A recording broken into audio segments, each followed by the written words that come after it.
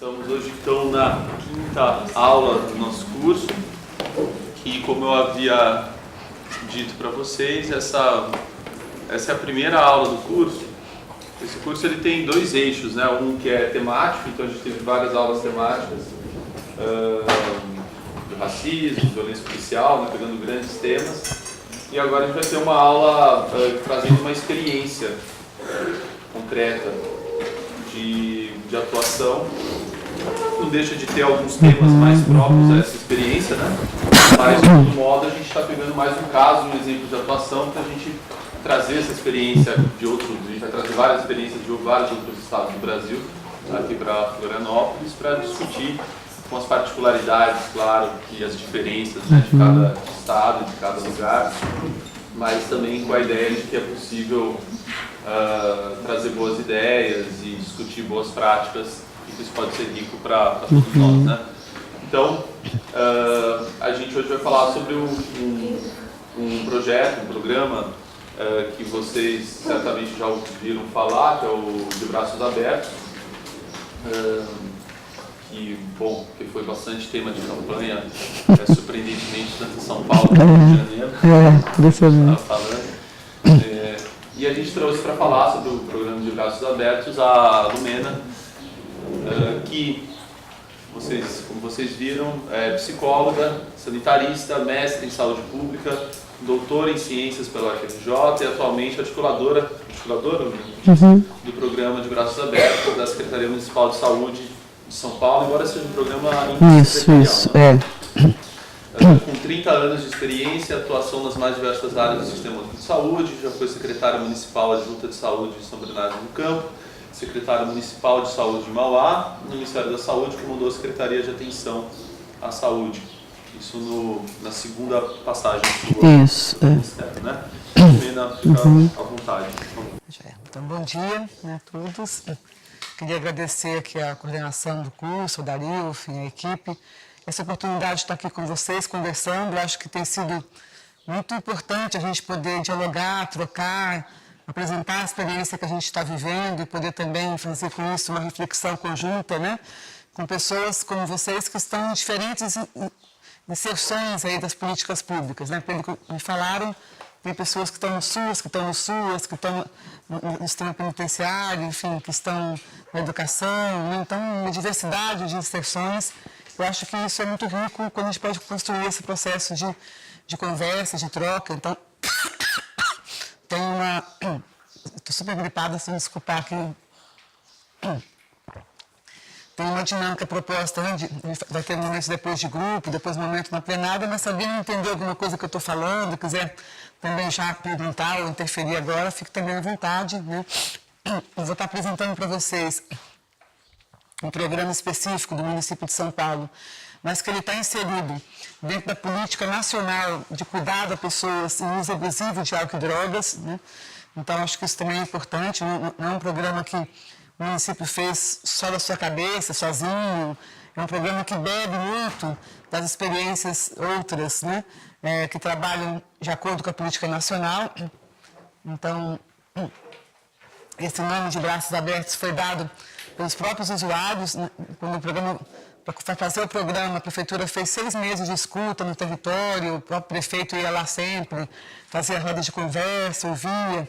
E quando foi nascer o programa, uma assembleia com os usuários, eles deram esse nome, né, ao programa, e cada vez mais eu acho que eles foram muito sensíveis ao construir esse nome, porque é um nome que, de fato, fala de uma perspectiva, né, de cuidado, que é uma perspectiva onde o afeto, o abraço, né, e a acolhida são centrais, como vocês vão poder ver aqui ao longo da exposição, né.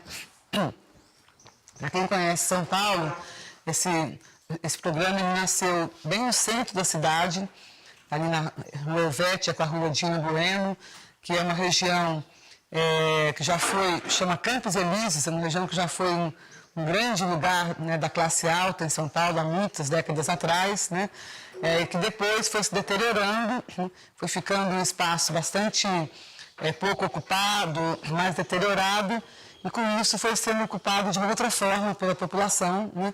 E nessa concentração da Rua Dino Bueno com a Rua Helvétia, hoje nós temos a maior cena de uso da cidade, né, talvez uma das maiores concentrações de cenas de uso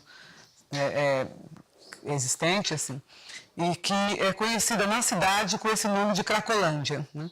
Então, se chegar em São Paulo e falar da Cracolândia, as pessoas localizam um pouco onde né? E que é uma região que chegou a ter 1.500 pessoas todos os dias ali, fazendo uso de substâncias psicoativas. Nesta região, o crack é uma droga talvez de maior uso junto com o álcool, né? Então, a gente faz parte do grupo que acha que não tem epidemia de crack no Brasil, que isso não é uma epidemia, não é nem a droga de maior eleição das pessoas. O álcool é muito disparadamente a droga de maior eleição, né? Em todas as cenas de uso do país, enfim. A cocaína é também uma droga de mais eleição do que o próprio crack, mas nesta cena de uso específica do centro de São Paulo, o crack é uma droga de bastante uso, né? E que é uma região que, por concentrar essas 1.500 pessoas naquela época, né, é uma região que incomodava muito vários grupos sociais da cidade, né, e ela era palco de políticas repressivas com bastante frequência, né. Então, a maior intervenção pública que existia nessa região era uma intervenção da Polícia Militar, né, uma intervenção bastante repressiva, cujo objetivo era dispersar as pessoas, né, e tirar as pessoas daquele espaço. Quando eu era secretária de Saúde em Mauá, teve uma grande ação militar na região e as pessoas foram com jato d'água sendo levadas a sair dali, né, e a andar e sair andando. Então, a região do ABC, que é onde fica Mauá, São Bernardo, só em Mauá a gente recebeu quase 100 pessoas que vieram andando, né, daquele espaço, e aí o espaço ficou por uns dias sem ninguém, e as pessoas foram se reaglutinando, foram voltando, e hoje tem, né, já há algum tempo, essa cena de uso voltou a ser uma cena de uso importante, grande, né? Então, era um espaço que tinha muito essas pessoas, né? Então, a intervenção do programa de Braços Abertos, ela vem disputar um jeito de estar presente com políticas públicas nesse território, né? Então, isso marca bastante o cotidiano do programa, que é um programa que está todo o tempo disputando um jeito de se relacionar, um jeito de acolher e um jeito de cuidar dessas pessoas, né? Então, ele vem dentro de uma política pública maior, né? E vem voltado para essa população específica que mora, né, que está ali na Cracolândia. Tem uma característica de que as pessoas que estão morando ali, a maioria delas já está há muitos anos em situação de rua, e a maioria já passou por outros lugares da cidade, moravam na Praça da República, moravam, enfim, em outros espaços da cidade ou de cidades próximas, e quando percebem que estão em um momento mais vulnerável do que já estavam, mais debilitado, aí a Cracolândia vira uma opção de moradia. Então, as pessoas elas referem, né, na fala delas, falam, eu estava já morando há muitos anos na rua, em tal lugar, mas aí percebi que eu estava ficando cada vez com menos conexão, vim para a Cracolândia, né? Então, é um lugar que tem também essa característica de serem pessoas que estão em extrema vulnerabilidade, né? É muito raro ter ali alguém que acabou de começar a usar mais abusivamente alguma droga e chegou direto para a Cracolândia, né? Ela acaba atraindo as pessoas que estão já no processo de maior vulnerabilidade, né? E que, enfim, estão nesse lugar, né? Então, em janeiro de 2014, depois de 6 meses de um trabalho, né, nós já tínhamos equipe Saúde da Família trabalhando na rua, naquela região, na saúde, já tínhamos algumas atividades do CAPS também naquele território, e aí começou esse processo de escuta, né, e em 2014 foi então construída a proposta desse programa, né, municipal, que é um programa que tem como eixo básico, eu diria, apostar na vida, né? Apostar que você pode defender a vida mesmo em situações em que parece, olhando rapidamente, né, que é uma situação onde isso já se colocou como uma impossibilidade, né? Então, isso é a questão central do programa, ele vai se construindo a partir dessa premissa, né? E é um programa que, portanto, ele vem ele nasce intersetorial, né? Ele tem várias secretarias envolvidas na coordenação, na execução, na condução, na operação cotidiana do programa, né? E ele tem essa perspectiva de estar voltado para a população em extrema vulnerabilidade que está em uso abusivo de álcool e outros crack, cocaína e outras drogas, né? Essas três as mais frequentes, né? Tem uma situação que também atravessa todo o tempo, vamos dizer assim, o clima daquele território, porque eu tive a oportunidade pelo trabalho de conhecer cenas de uso em vários outros países, enfim, em várias outras cidades, e acho que uma característica que dificulta muito o trabalho nesse espaço é que nesse território existe uma certa liberação para o tráfico. Então você tem um quarteirão onde você tem 5, 6 banquinhos, né, mesinhas com guarda-chuva assim em cima, né, para não atrapalhar quem está vendendo. E as pessoas ficam ali vendendo pedras de crack, cocaína, enfim, várias drogas, né, o tempo todo, o dia todo, ali, uma coisa meio ininterrupta, e ninguém faz nada com isso, né. A gente tem feito insistentemente um pedido de que houvesse uma ação de inteligência para que essa droga não chegasse no volume que chega naquela cena de uso, mas isso não acontece. Então, isso torna essa cena de uso também uma cena violenta, né? Porque você tem os seguranças do tráfico, são disciplinas que trabalham ali, né, fazendo a segurança dos traficantes. E são 3 grupos do PCC que disputam aquele território, então também entre eles tem uma tensão, né? E isso torna, então, aquela cena de uso uma cena bastante tensa, né? Onde a circulação das equipes pelo território é sempre vigiada pelos seguranças do tráfico. Então, quando eu cheguei no programa mais explicitamente, que tem um ano, em novembro do ano passado, nas primeiras vezes que eu fui andar no fluxo, a gente chama, as pessoas chamam de fluxo aquele espaço, os seguranças vêm ver quem você é, te param, né, te dão uma certa intimidade, enfim. Então, isso cria uma cena, e também cria uma cena onde é possível qualquer experimentação, né? Que as pessoas, elas não têm tanto valor social à sala. Então, por exemplo, há 3 meses atrás, numa semana, né, morreram 2 usuários, não do programa, mas que estavam no território, morreram 2 usuários, 50 pessoas tiveram que ser atendidas de urgência, 17 graves, né? E a gente foi entender o que estava acontecendo. Eles estavam experimentando uma droga nova, uma pasta preta, né, que nós achamos que o crack já é uma cocaína piorada, né? E essa pasta preta parecia ser um crack piorado, né, ainda mais sujo, e se mostrou bastante letal. Enfim, então fizeram um certo laboratório, né? Foram lá, experimentaram aquela droga, como morreram 2 pessoas e várias ficaram gravemente feridas, tiraram a droga do lugar, né?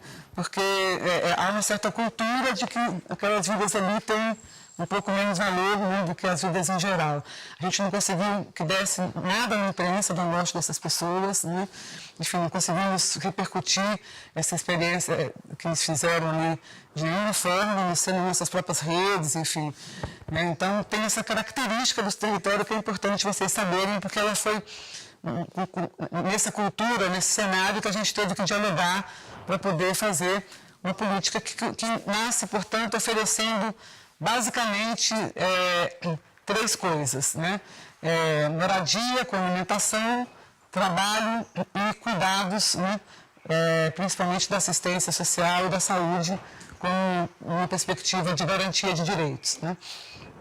Eu peço sempre a ajuda do Manuel de Barros, porque eu acho que tem algumas coisas que ele fala que eu não daria conta de falar, né?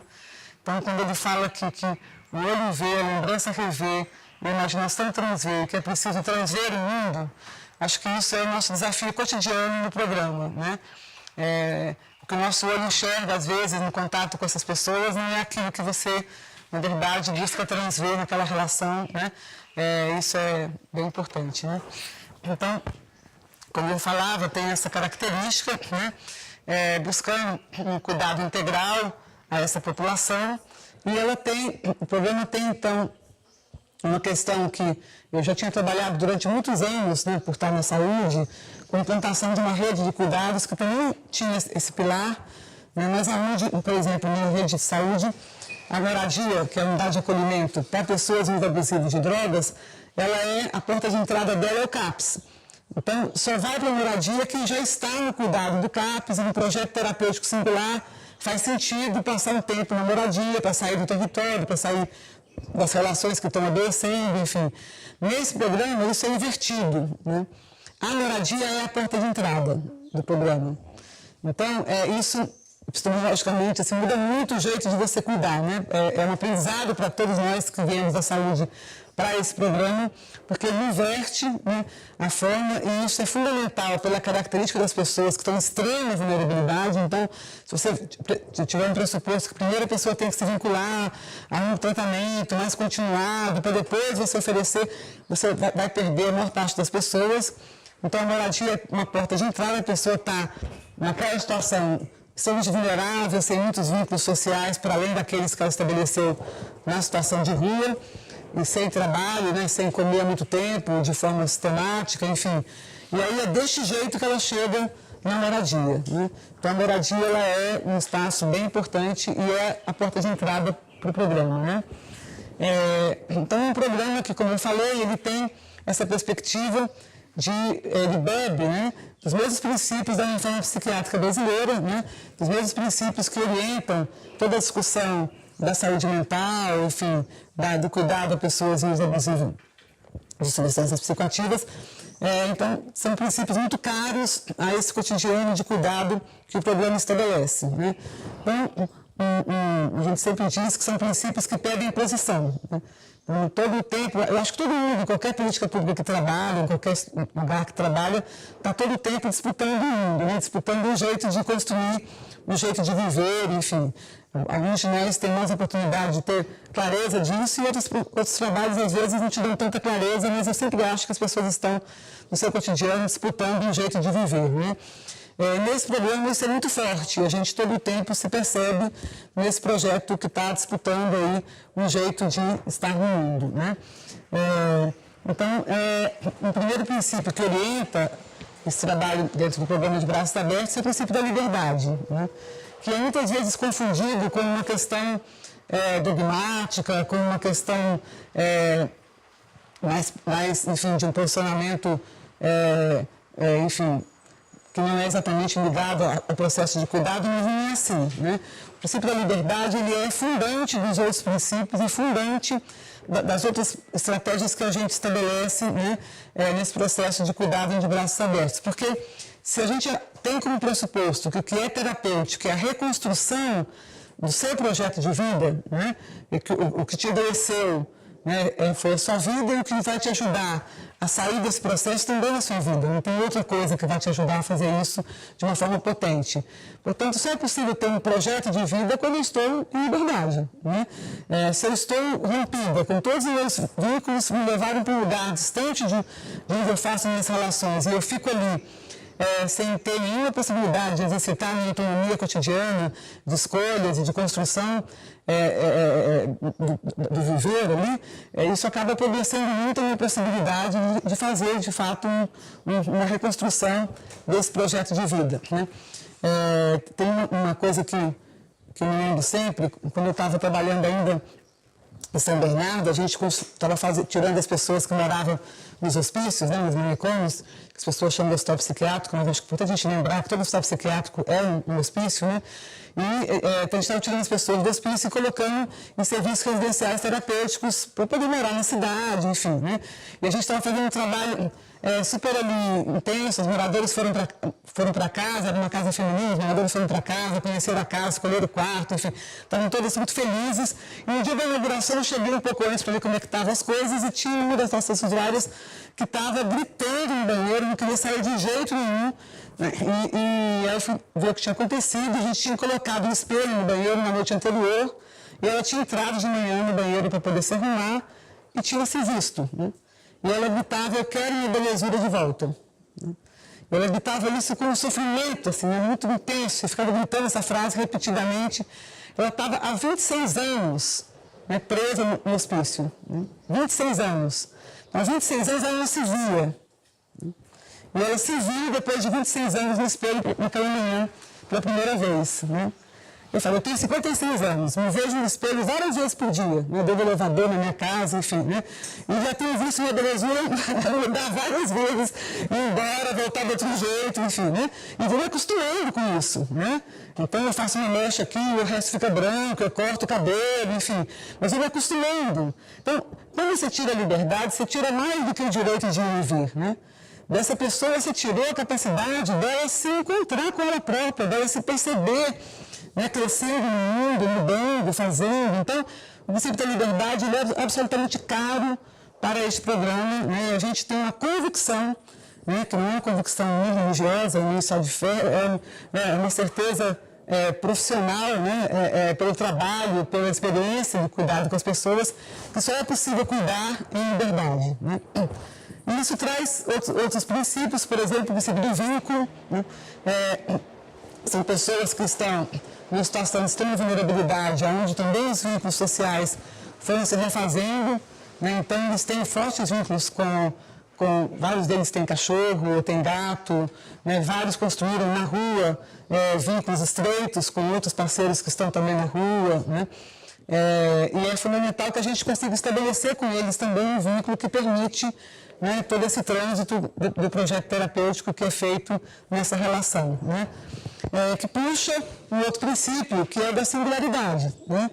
Cada um de nós aqui talvez se contasse, né, como é que levantou hoje, que hora gosta de acordar, o que fez no café da manhã, e o que fez até chegar aqui. Talvez só esse pequeno relato trouxesse singularidades aí, diferenças, né, formas de estar no mundo que são diferentes. E, portanto, aquilo que para mim pode ser ótimo, para você pode ser uma coisa aversiva, ruim, né? Então, aqui a gente, vamos dizer assim, eu acho que eu nunca estive em um programa que radicaliza tanto a necessidade de um cuidado singular, né? Então, você fala, nossa, que legal, deu super certo essa estratégia aqui, você vai fazer, daí com a outra pessoa nada certo, né? Aquilo vira um problema, você tem que reinventar de novo, enfim. E a gente tem uma perspectiva de construir o cuidado a partir desses 4 princípios que orientam, né? Mas na perspectiva de ajudar, apoiar um processo de ampliação de autonomia, né? Então, tudo aquilo que nos parece uma ação mais tutelada, né, ela incomoda e a gente busca transformá-la num processo de apoio para a construção de mais autonomia. Claro que isso significa diferentes momentos e diferentes gradações disso, né, para diferentes situações em que as pessoas se encontram. Né? Tem pessoas que muito rapidamente conseguem já construir um espaço de autonomia ampliado, enfim, já conseguem começar a cuidar um pouco mais da sua vida, e tem pessoas que ficam por muito mais tempo ali, com mais dificuldade de fazer andar a vida de forma mais autônoma, né? Isso é uma gradação grande, assim, e a gente tem aí um espectro, né, importante enfim. Então, a gente tem, por exemplo, uma pessoa, o Elton, que ele era um cabeleireiro de um salão importante em São Paulo, morava, para quem conhece São Paulo, morava em Higienópolis, tinha um companheiro de muitos anos, foi cabeleireiro de uma pessoa que apresenta programa de televisão muito conhecida, enfim, tinha uma vida social, né, nos bons restaurantes, morava bem, enfim. E aí esse companheiro dele morreu e ele acabou entrando num processo de vida que o levou a já estar há 16 anos em situação de rua, enfim. E ele veio para o programa, né, e reconstruir a sua possibilidade de voltar a ser cabeleireiro foi para ele o eixo do seu projeto terapêutico. Né? E foi isso que o ajudou. Hoje ele está na porta de saída do programa, já está, enfim, né, voltou a trabalhar, já está juntando grana para poder construir o seu próprio salão, está um outro processo. Mas o que é terapêutico foi a possibilidade de ele reconstruir o seu projeto de vida. A gente tem visto muitas vezes, na discussão com os CAPs, com a rede de cuidados, que em alguns serviços o projeto terapêutico virou uma agenda. Né? Qual é a agenda terapêutica daquela pessoa? A segunda-feira passa no grupo, terça-feira passa no psiquiatra, quarta-feira vai para... Isso é uma agenda, né? Isso não é um projeto terapêutico. Então, a gente tem tentado fazer todo esse trabalho de conseguir, de fato, fazer com que o projeto terapêutico seja um projeto construído de frustrações, sonhos, desejos da pessoa que é a dona do projeto terapêutico. Né? tem nos ajudado a fazer esse movimento de cuidado com as pessoas, e não uma série de agendas, né, que a gente às vezes cria a partir do saber profissional e impõe àquela pessoa, e aí tem alguns que são pacientes difíceis, não se adaptam àquele nosso projeto e ficam meio fora do cuidado ali, né? Então, isso tem sido uma tensão na equipe todo o tempo, a gente tem tido que discutir isso muitas vezes, né? Porque esses princípios que parecem muito, falando deles aqui, muito simples, né? Com certeza o mais fácil é falar deles aqui, organizar PowerPoint, falo só o que eu quiser, né?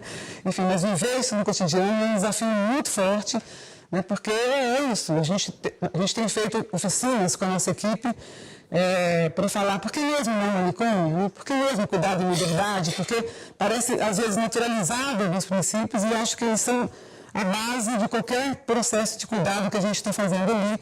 A gente tem voltado sempre a cada um deles, né? E discutido com as equipes isso, né? E aí, esse pressuposto todo o tempo, né? Do respeito aos direitos humanos, né? E, portanto, de você está toda hora se perguntando, né?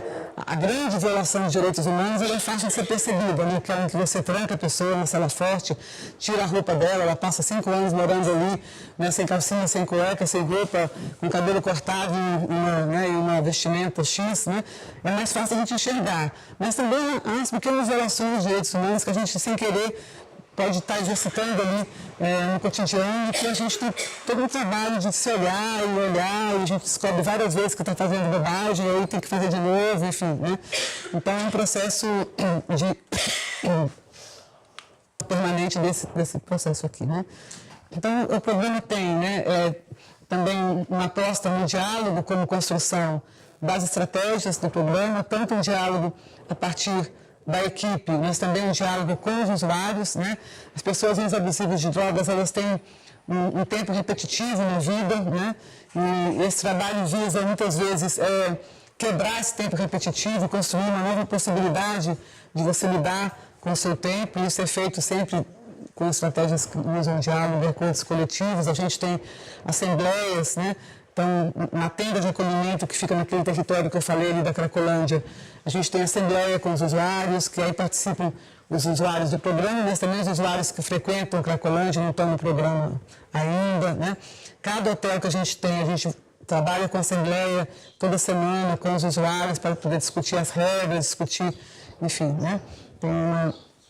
É um programa de baixa exigência, então, como eu falei, as pessoas já entram direto na moradia, não tem que estar fazendo nada fora estar vivendo e precisando desse cuidado para poder entrar, né? E a gente tem tido um processo sempre muito importante aí de reconstruir o programa enquanto vai fazendo o programa, né? Então, essa frase do Manuel de Barros, que não precisa do fim para chegar, ela é bem importante para a gente, porque, particularmente com essa população, cada dia é o dia, né? Você não tem que, vai dar certo quando ele chegar naquela fase da vida que ele estiver, né? Não, a gente tem, cada dia é o dia em que a gente está com ele ali nesse processo, e isso tem sido bem importante, né? Então, o programa ele tem um conselho gestor, né? Que envolve 6 secretarias que se reúnem semanalmente, né? Que é saúde, trabalho, ciência social, direitos humanos, segurança e habitação. Essas 6 secretarias estão com as equipes o tempo todo juntas, trabalhando no programa, né? A gente tem esse processo aí, semanal de reunião dessa comissão que faz a coordenação executiva do programa, né? E tem um processo também de trabalho conjunto no território, né? Então, a gente tem os trios, que é um desenho próprio desse programa. A gente tem um trio que é um agente da saúde, um agente da assistência e um agente do trabalho. Cada trio acompanha de 20 a 25 pessoas, e esses trios estão todos os dias nos hotéis, né, onde as pessoas moram, e o hotel pode ter 70 pessoas, 50 pessoas, mas cada trio acompanha um conjunto menor de pessoas, né, e a partir desse vínculo com 20 pessoas, normalmente ali, o trio todos os dias está ali no hotel para acompanhar se a pessoa está conseguindo trabalhar, se está com alguma questão, se está precisando de algum cuidado na rede, ajuda a andar na rede, ajuda a entrar em algum serviço que está com mais dificuldade de acesso, enfim. Então, é o nosso núcleo, né, mais próximo ali das pessoas que está permanentemente nesse cuidado, né? Os hotéis são hotéis que tem, o menor tem 30, o maior tem 104 pessoas, né? Então, que ficam no território e que tem essa característica de ser espaço de moradia, né? Vou falar daqui a pouquinho da mudança que a gente está fazendo nele, né? Nós temos, contratados pela Secretaria de Direitos Humanos, algumas ONGs que trabalham com educação e direitos humanos, que fazem trabalhos no território, e aí então não é só para quem está no programa, né? O programa tem hoje em torno de 500 pessoas, 496, mas no território tem outras pessoas que estão ali na cena de uso, então essas ações de direitos humanos, elas são para o conjunto de pessoas que estão ali, e aí são ações culturais, tem Ambilande, tem jornal, tem oficinas de arte, tem oficinas culturais, tem biblioteca, tem, enfim, várias ações que acontecem, né? Tem cinema, toda quarta-feira a gente tem um grupo que até 50 pessoas que a gente leva ao cinema da cidade à tarde, né?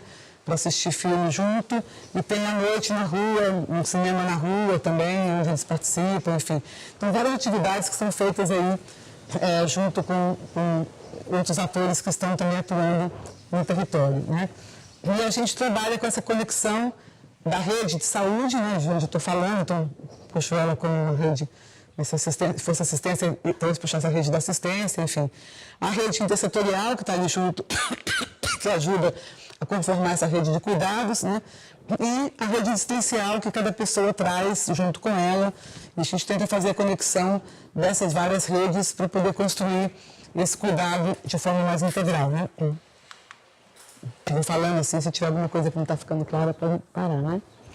A gente está vivendo agora um momento bem importante de uma reflexão no projeto de moradia. Como eu falei, a gente vai aprendendo todo o tempo com o nosso próprio trabalho, né? Então, quando o programa começou há 2 anos e meio, a moradia era, a gente comprava a vaga de hospedagem em hotéis que já existiam no centro. Então, quem gerenciava o hotel, a dinâmica do hotel, era o dono lá privado do hotel, e a gente comprava essa vaga de hospedagem para as pessoas morarem ali, né?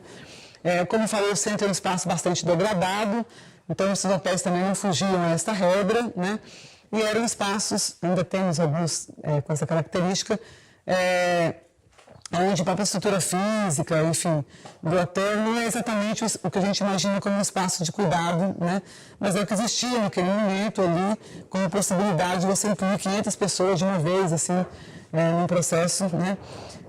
E a gente foi percebendo que esse era o lugar que estava com menos qualidade no cuidado, e a gente fez agora uma grande mudança na moradia, e os nossos hotéis passam a ter uma equipe técnica 24 horas, né, de cuidadores, com um gerente técnico também para o serviço. E essa equipe é que faz todo o trabalho de apoio para a grupalidade, para construir ali o espaço de convivência, enfim, né. Nós temos os GCMs, que são os guardas civis metropolitanos, que a gente tem lá uma inspetoria de redução de danos, que fizeram uma formação em mediação de conflitos, e nós temos GCM junto conosco na equipe, que fazem o apoio para esse controle da entrada, saída, da circulação das pessoas dentro dos hotéis, né? Tudo isso tem sido muito importante para garantir uma outra qualidade. E a gente passou agora, a prefeitura aluga um prédio, monta o hotel, né? Estou brincando que eu estou especialista em hotelaria, agora podem me perguntar o que vocês quiserem de montagem de hotel, né? A gente monta o hotel e aí nossos técnicos vão lá para dentro, junto com a equipe, com o GCM, com a equipe, enfim. E aí administram o hotel completamente, com 100% é nossa gestão, aquele prédio. Então a gente hoje está convivendo com esse formato, que é o formato que a gente quer que 100% esteja, num curto período, no médio período. E ainda temos espaços onde tem lá o gerente privado do hotel que vende a vaga para a gente, né? Mas a gente também, nesses lugares, está colocando a equipe 24 horas. E só a entrada dessa equipe 24 horas tem ajudado a garantir um pouco esses princípios, né? Da moradia como espaço de garantia de direitos, da moradia como espaço de grupalidade. Então, é muito legal você ver, tentar pensar as regras de convivência. Então, foi interessante que uma oficina que a gente fez para poder construir com os trabalhadores que estavam chegando, uma novidade, né? Junto com o GCM, com os técnicos, os gerentes, enfim, as pessoas que vão fazer a parte da limpeza e tal, no lugar que a gente fez uma imersão para discutir um pouco esse trabalho, a gente só tinha 3 regras, né, para o funcionamento do hotel. A primeira era não portar água, né, dentro do hotel.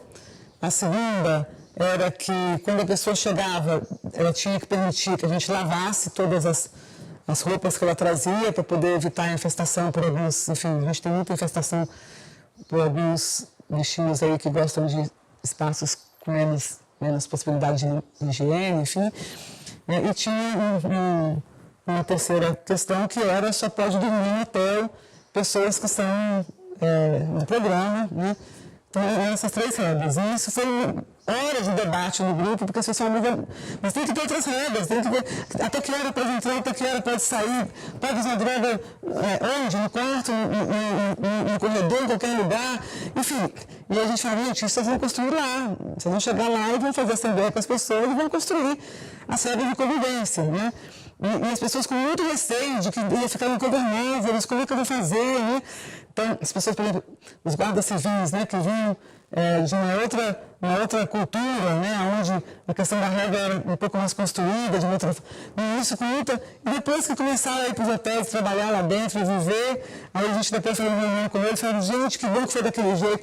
E aí alguns riam, falavam, eles propuseram regras muito mais rígidas para algumas coisas do que eu ia propor, enfim. Mas foram regras que vão sendo construídas, né, e não necessariamente significa que é fácil, né?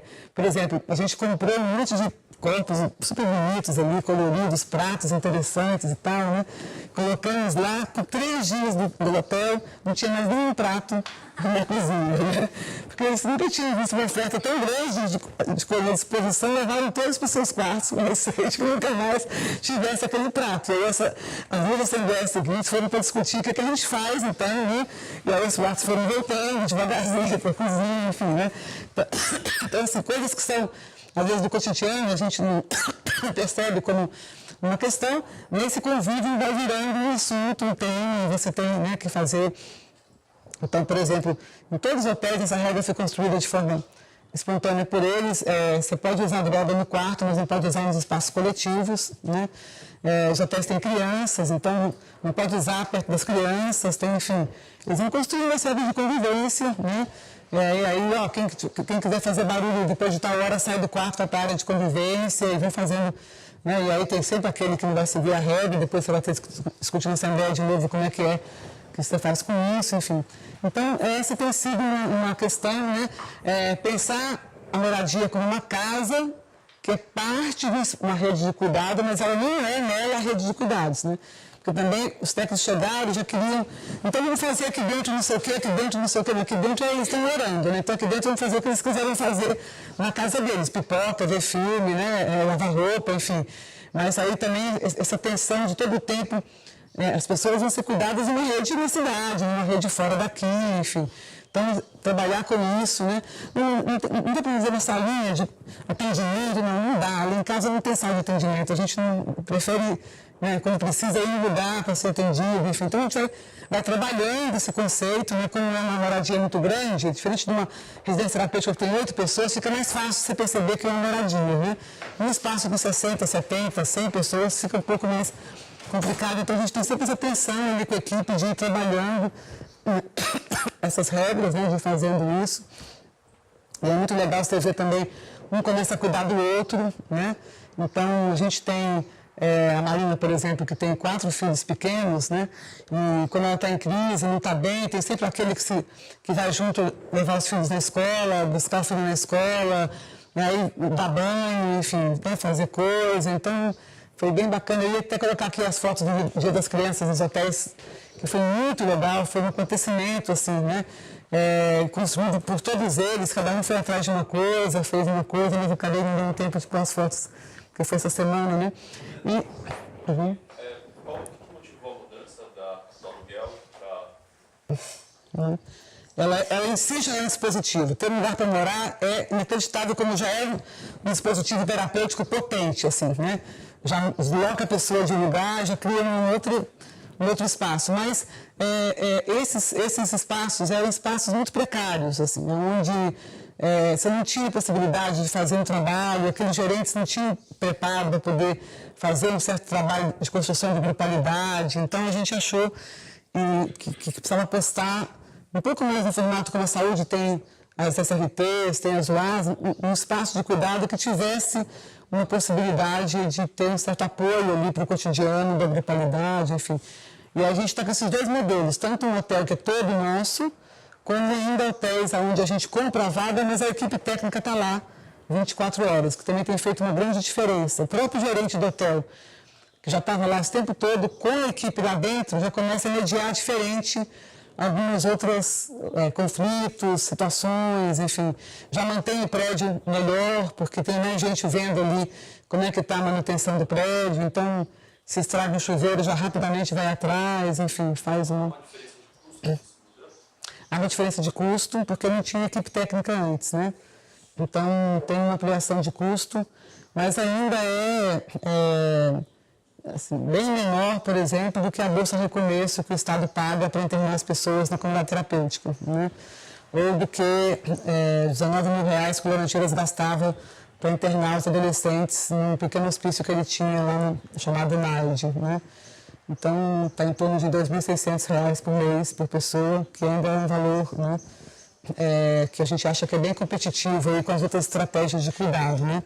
Então, tem essa R$2.600 contando com moradia, trabalho, alimentação, enfim, tudo, né? Não só moradia, né? Uma coisa que eu achei interessante, no primeiro dia que a gente mudou para um desses hotéis, que a gente hoje é o gestor total do hotel, né? Um usuário saiu, né, quando ele viu o quarto dele, uma suíte, cheio de coisa, enfim, né, com o banheiro com um azulejinho bonitinho até o teto, enfim. Ele saiu e comprou esse tapetinho, largou-se lá e colocou na porta do quarto, né? De jornal, tem um ambulante que fica nas paredes do centro, que a gente faz junto com eles, enfim. Tem várias atividades também com criança. Esse palhaço, por exemplo, é um psiquiatra que trabalha no CAPS com crianças e que faz esse trabalho também no território, na rua, enfim, junto com... Né? Então, essa é a questão do acolhimento integrado no território. A outra perna que eu falei, que o programa tem, que é a questão do trabalho, né? A gente trabalha com... São 13, né? Agora são 14, tem a inclusão digital também, que não já está, né? 13. Frente de trabalho, que as pessoas têm, elas trabalham numa das frentes de trabalho, recebem para isso uma bolsa, né, mensal, que é com que elas se sustentam, né? E para a maior parte desse trabalho a gente tem junto uma formação profissional. Quem foi trabalhar na lavanderia fez um curso com o SESI, né? E aí o SESI dá um diploma lá, um certificado, né? Então, quando a pessoa sai do programa, ela está trabalhando há um ano na lavanderia e tem um certificado de lavanderia do SESI que ajuda a inserção depois no mercado formal, né? Quem trabalha com estética e beleza tem uma empresa que dá curso para salões em geral em São Paulo, que também trabalha em parceria conosco e aí forma a pessoa e aí depois recebe certificado, né? Ou de manicure, ou de cabeleireira, ou de tudo, se ela fez todo o processo de formação e trabalha no salão, e aí com isso ela tem experiência. Então, a gente tenta acoplar a formação profissional com a experiência para poder facilitar o processo depois de construção de autonomia e de porta de saída, né? Essa é uma área que é coordenada pela Secretaria do Trabalho, né? Mas todos os nossos técnicos têm uma grande relação com isso, porque não é simples estar no trabalho, né? Então, eu estava outro dia no hotel, por exemplo, um deles estava saindo para ir trabalhar e quando eu cheguei ele só me contou, né? Já estava dentro do hotel. E ele estava saindo para trabalhar e veio um menino, lá um aviãozinho lá do tráfico, com 2 pedras de crack na mão, falando, não, para você já é de graça, você está muito sumido. Porque ele estava já há uns 20 dias sem uso, né? E indo para o trabalho todo dia, enfim. E aí, naquela hora, ele falou, não quero, e voltou para o hotel. Ele falou, se eu for trabalhar hoje, eu vou usar, porque eles vão ficar no meu pé e eu vou usar e eu não quero usar hoje, enfim. Então, ele não foi trabalhar esse dia, por exemplo, né? E aí, nossa equipe tem que estar sabendo disso para poder, naquele dia, banhar, falar, hoje eu não vou trabalhar, mas ele estava se cuidando de alguma forma, estava me ouvindo. Então, tem uma delicadeza aí na coisa do trabalho que é bastante complexa, né? Tem momentos como esse que eu estou falando que é fácil de perceber, mas tem momentos que não, né? Então é uma questão que a gente lida com muitos desafios, assim. Mas hoje nós temos 75% deles inseridos regularmente numa frente de trabalho, que é um índice bastante bom para essa população que a gente está trabalhando, né? Então, tem também pessoas que já estão inseridas com emprego apoiado no espaço formal, né? De trabalho em outros lugares, empresas, enfim, né? E tem pessoas que estão inseridos em outros projetos cooperativados também de geração de renda, né? Mas essa é uma... Né? E o fato de ter a varrição como uma oferta foi uma coisa muito interessante, porque a varrição ela tem uma baixa exigência para você poder trabalhar nessa frente de trabalho. Então, com isso, muitas pessoas, muitas vezes, só conseguem começar o trabalho por essa frente, né? E depois vão migrando para outros processos de trabalho, mas é bom ter espaços, frente de trabalho que tem essa possibilidade de quem quiser se inserir ali, né?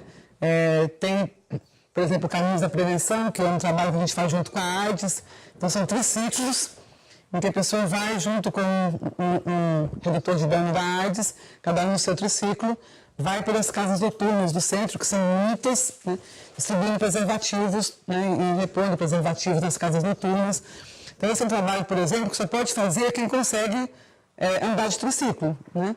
Então, quem está muito depauperado, fisicamente muito vulnerável, sem, né, desnutrido, enfim, não consegue chegar e pegar um triciclo e sair lá pedalando no ciclo debaixo do sol. Então, são, às vezes, possibilidades que a pessoa vai transitando ali entre as frentes de trabalho, né? E tem uma... Enfim,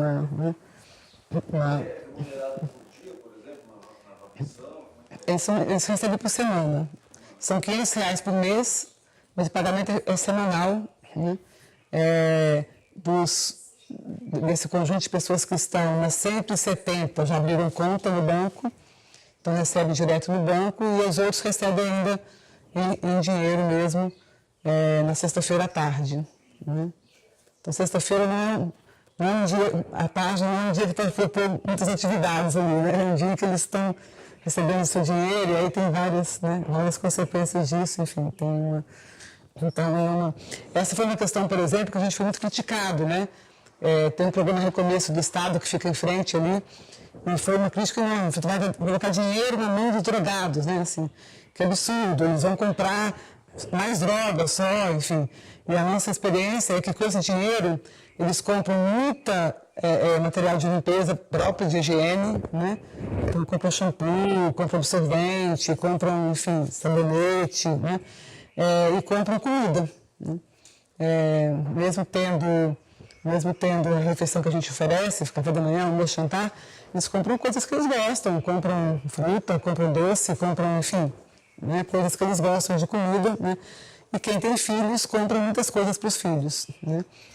E tem, por exemplo, tinha um deles que estava em um dos hotéis, que é esses hotéis que a gente compra vaga, que não é permitido entrar com animal, né?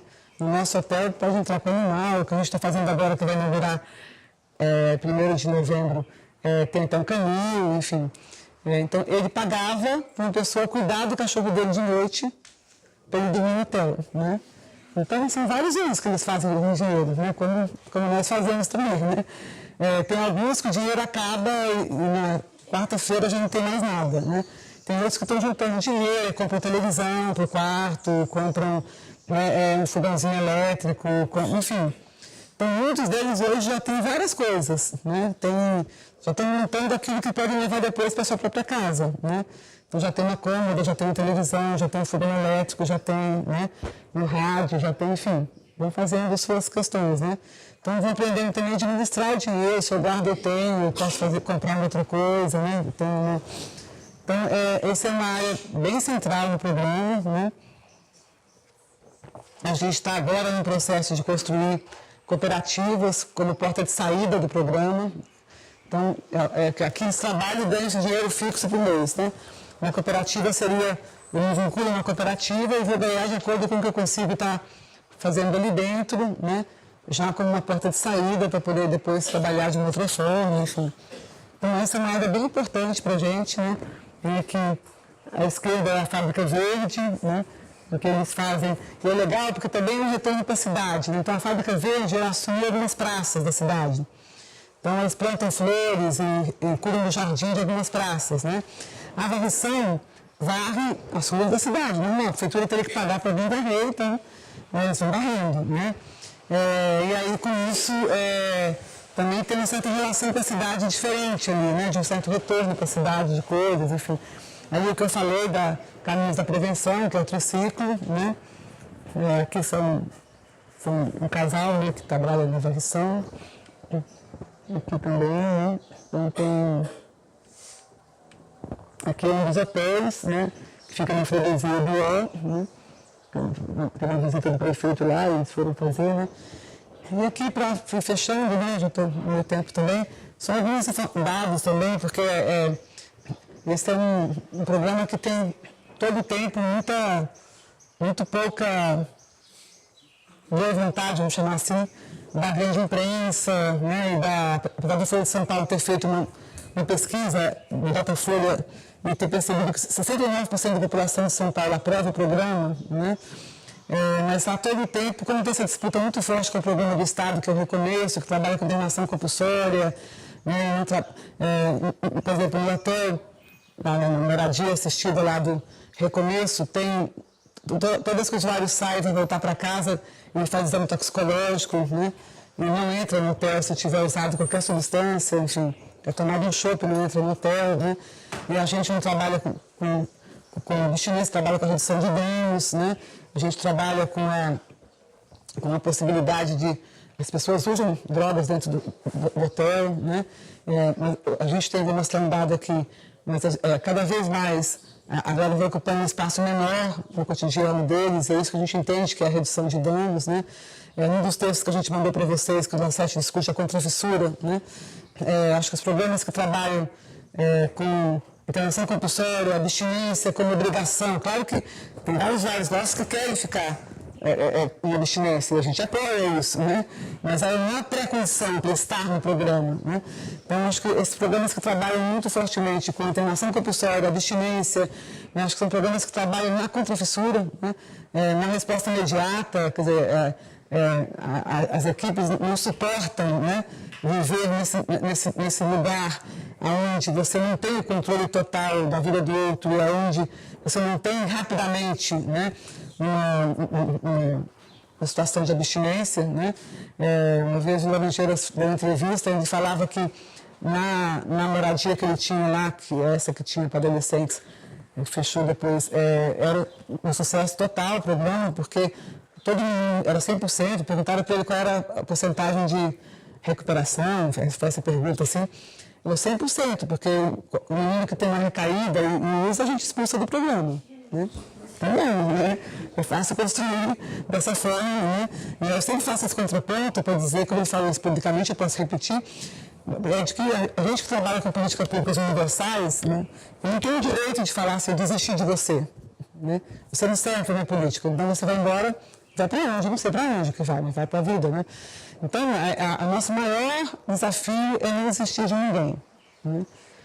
De novo digo, é muito fácil falar para vocês aqui, fica bonito falar essa frase aqui, é muito difícil sustentar isso no cotidiano, muito difícil, né? Semana mesmo eu estava lá na discussão com a equipe de um caso, onde as pessoas falavam, não, a gente está aqui lembrando que a gente combinou que não vai desistir de ninguém, né? Mas está difícil, né? Desistir desse caso específico, de pessoa específica, né? Então, a gente tem feito esse esforço, né? Isso é um lema nosso da equipe, é uma questão central no processo de cuidado, a gente está todo o tempo lembrando disso, mesmo que isso desafie, mesmo que isso nos coloque, né, num outro lugar, enfim. E aí, acho que o deslocamento que a gente tem tentado fazer na equipe é, ao invés de falar, eu tenho um paciente difícil, né, que não se adequa ao tratamento, né, é fazer a pergunta, o que eu estou fazendo, né, que não está conseguindo chegar, né, nessa pessoa, o que eu estou fazendo como equipe que não está dando conta de cuidar, inverter o foco, né? Sair do paciente difícil para a equipe que não está dando conta ainda de fazer desse processo de cuidado. Isso é difícil, é pesado, isso traz em sofrimento, enfim. Mas acho que também é importante. Como é que você com a questão do adolescente que está lá sem família? Então, o programa ele, só atende adulto. O municipal é uma rede que atende adolescentes em uso abusivo de álcool e drogas. E aí a moradia é uma unidade de acolhimento própria para adolescente, né? Que trabalha com casas pequenas, com 10 pessoas, enfim, né? Ligada a um CAPS álcool e drogas ou um CAPS infantil, dependendo da vinculação que a pessoa tem, né? Na rede mais geral de assistência. No de braços abertos, como ele nasceu voltado para a população da Cracolândia, onde 99% é adulto, né? Então ele não tem dentro dele como usuário criança e adolescente. Nós temos 33 crianças e adolescentes que são filhos de pessoas que moram conosco no programa, então moram também, mas não são usuários. Então, agora, por exemplo, em agosto, setembro, nasceram 3 bebês no hotel da freguesia do Ó, né? Mas aí são filhos das pessoas que moram ali, né? E aí estão junto com as suas famílias, elas não são, estão na escola, enfim, mas não tem... Né?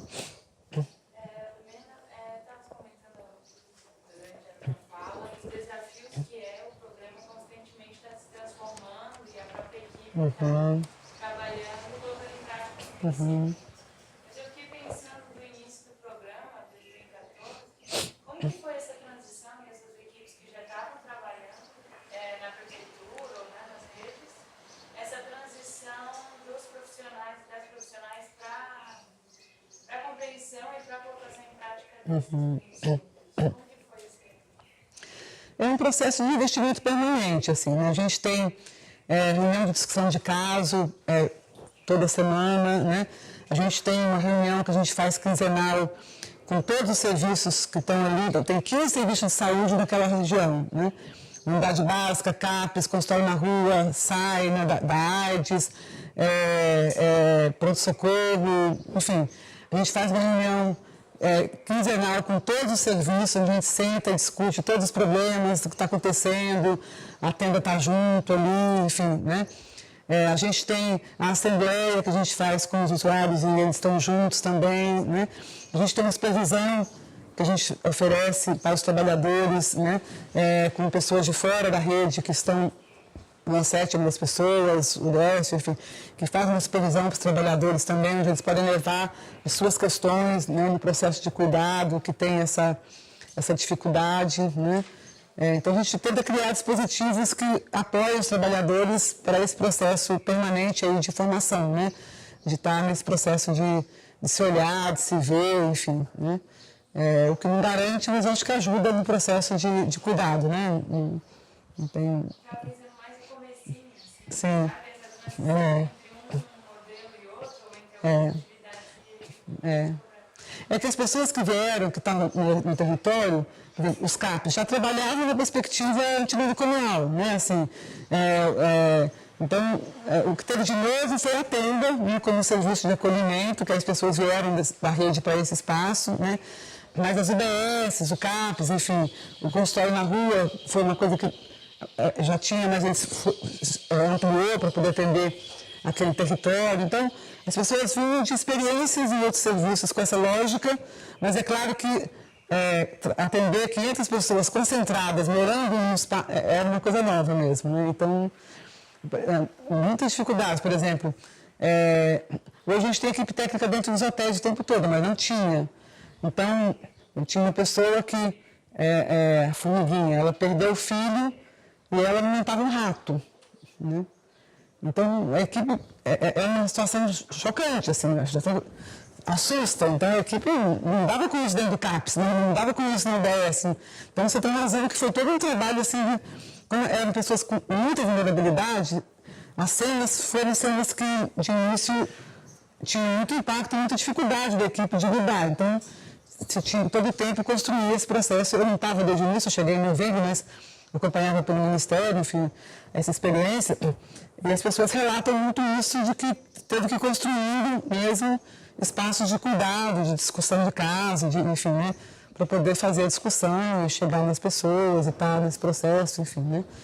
Então, a gente continua nesse processo de priorizar o cuidado do cuidador, né, do trabalhador, porque acho que é importante para isso, né, ter uma... Então, estou terminando, tá? Eu estou falando agora os últimos dados, né? Então, a gente criou um cadastro, né, que é feito pelos agentes de saúde, assistência e trabalho em cada hotel, né? Então, é uma coisa que todo dia eles podem atualizar de alguém que eles conversaram, de alguém que eles estão sabendo, vai atualizando e a gente vai tirando os nossos relatórios, né? Então, tem a grande maioria deles tem ensino fundamental incompleto, então a gente está agora no processo de parceria com o EJA, que é a Educação de Jovens e Adultos, para poder fazer um processo de escolarização, porque alguns têm pedido isso, agora que estão melhores, que estão, né, pensando em voltar para o mercado formal, então a gente está no processo de investimento para isso, né? Os beneficiários, como eu falei, são todos maiores de 18 anos, né, os que são os usuários do programa. A grande maioria se concentra entre 30 e 55 anos, né? Então tem pouca gente mais jovem e pouca gente idosa, mas também tem, né? Pardos e negros são 80% da população que está conosco, né? O que já mostra que a vulnerabilidade social no Brasil, vocês discutiram racismo aqui na última aula, né?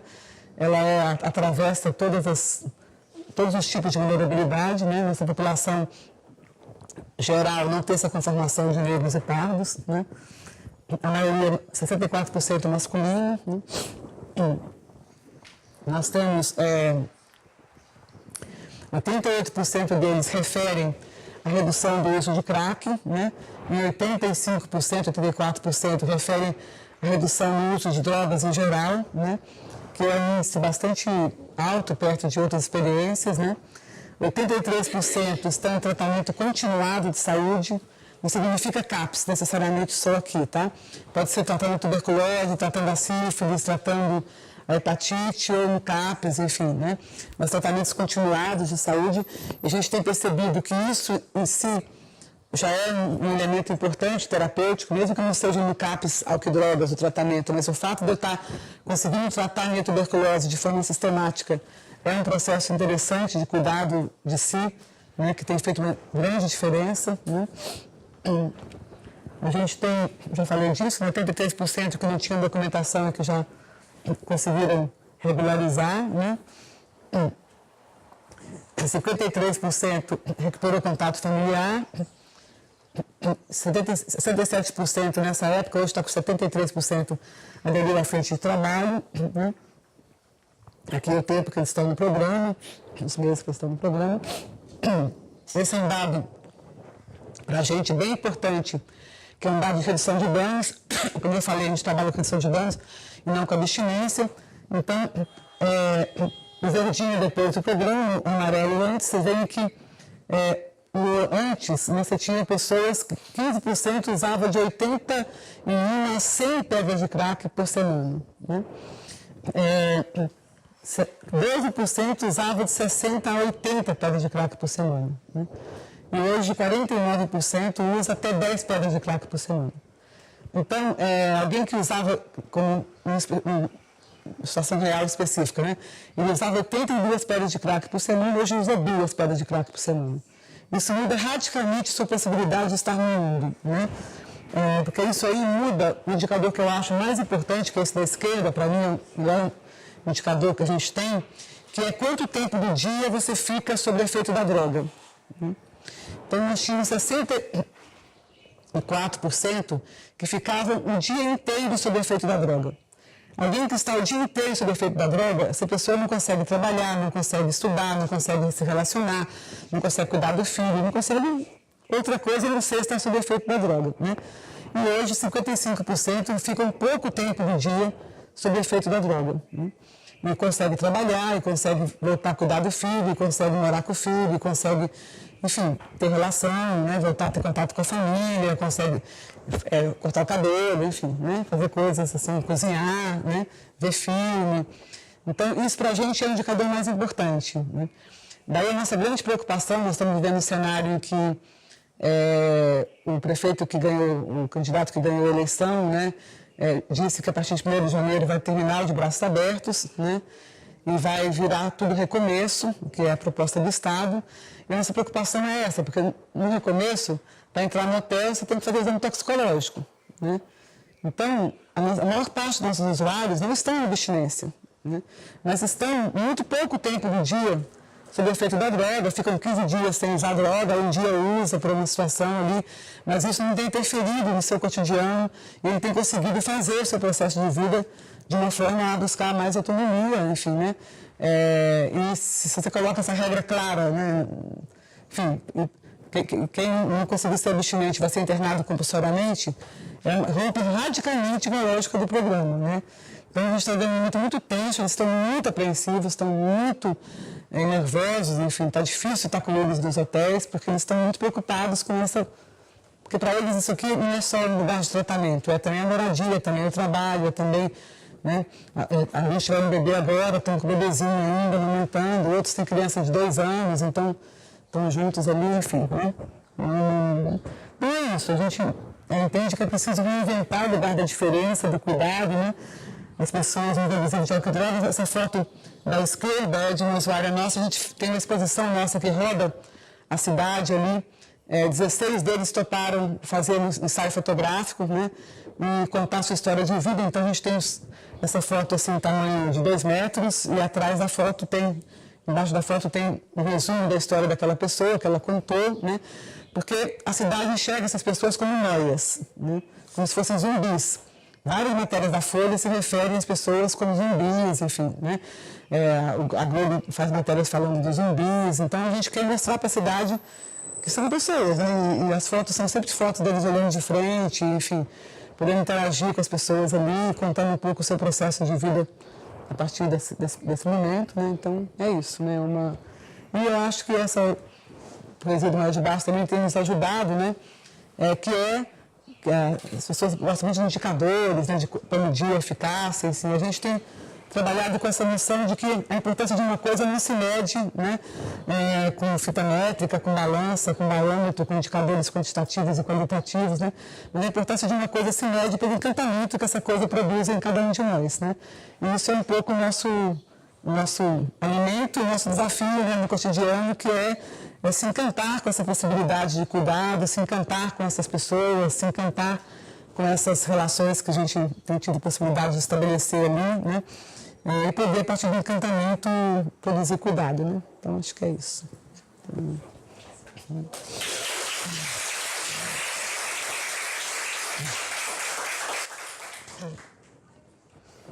Pessoal, então, agora vocês já sabem o cronograma.